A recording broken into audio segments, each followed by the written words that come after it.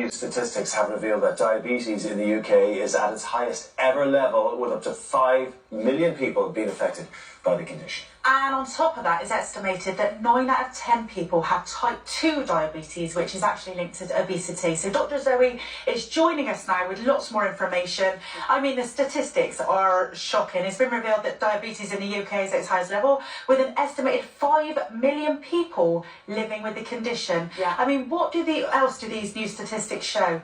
Well, I mean, it's an absolute crisis. We're not on the cusp of a crisis. It already is a crisis. We're also seeing that people under the age of 40, the increase in people being diagnosed with type 2 diabetes in that age category is accelerating actually faster than the rate of diabetes is accelerating. And it's the people who are affected, people in low socioeconomic groups, but it is very closely linked to the obesity crisis. So 2/3 of people in this country now have a weight that is deemed to be overweight or obese, and that is closely linked when we're talking about type 2 diabetes. Sorry, the difference between type 1 and type 2, what is it? Type 1 diabetes is an autoimmune condition, so that's when your own body's immune system attacks the cells that create insulin, not linked to lifestyle. We don't really know what causes it. People need to take insulin forever. Type 2 diabetes is different. So that is, again, your body doesn't respond so well to insulin and eventually it struggles to make insulin, but that is closely linked to genetics and lifestyle and the environment that we live in. So why is it happening? Why is it happening now? Well, the main reason we're seeing this huge increase is actually changes to the environment. Have you heard the term obesogenic environment? No. So that means an environment that when you live in it puts you at higher risk of obesity. And over the last 50 years, the environment we live in has changed hugely. I think it's complex. There are lots of complex reasons why people might get type 2 diabetes, but we can break it down into your genetics, your lifestyle, and your environment. Our genetics haven't changed over 50 years. You know, you're born with a range of possibilities and your risk is set. Your lifestyle then determines where within that range of possibilities you might end up. So if you have a very healthy lifestyle, you're at lower risk of diabetes, type 2 diabetes, less healthy lifestyle at higher risk.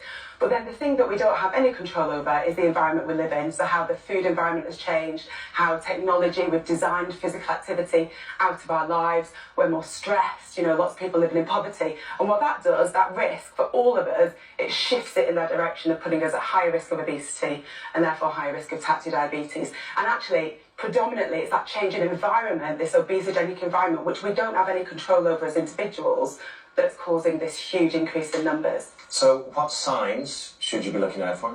So when symptoms of type 2 diabetes, because the really interesting thing is we're saying 5 million, but about 4.3 million people have been diagnosed. There's about 850,000 people out there who have type 2 diabetes, but it hasn't been diagnosed. So symptoms, you can think of them as the 4 T's. First one is toilet. Are you needing to pee much more often than usual? Second one is thirst. Are you very, very thirsty? The third one is tiredness, feeling more tired for no reason. And the fourth one is thinness. Are you losing weight without any good reason? So those are some of the symptoms of type 2 diabetes. That's really interesting, but people presume as you get bigger you're more prone to diabetes, but no, you lose weight. Well, once the blood sugars go very dangerously high, you can start to lose weight because your body can't utilise the glucose.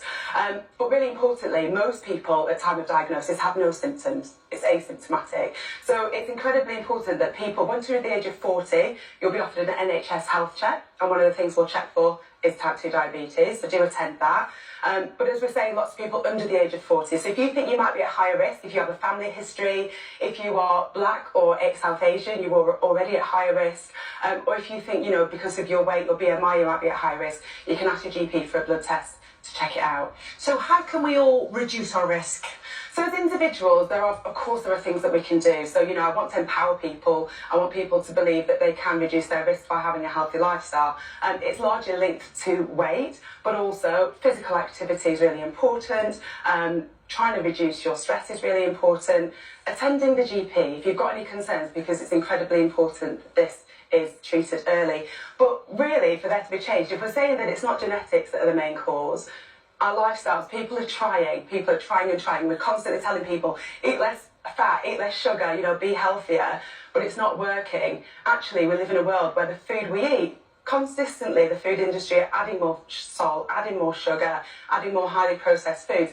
We need to change the environment, and that actually is going to take government action to try and get the food environment and our lifestyles back to how they used to be 50 years ago so that we can reduce our risk of type 2 diabetes.